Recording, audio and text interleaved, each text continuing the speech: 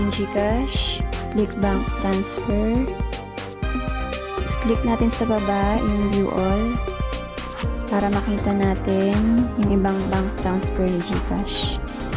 Yan, halos lahat yan ng bank nandyan na. Meron din dyan Cebuana, Coins.ph. Yan. Ang hahanapin ko yung Paymaya. Fill up na natin. Ilalagay ko kung ano yung name at cellphone number ko na nakaregister sa Paymaya account ko. Kasi ita-transfer ko sa Paymaya yung pera ko sa Gcash. Yung send receipt,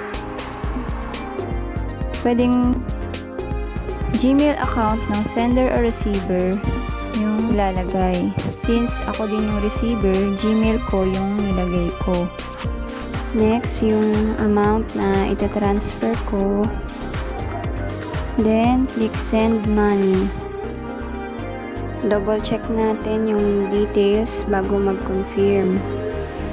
Since okay na, i-confirm na natin. Mabilis lang yung pag-transfer, wala pang 1 minute.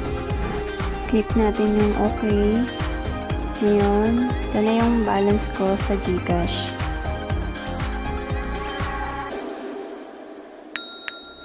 Check na natin yung Paymaya account ko.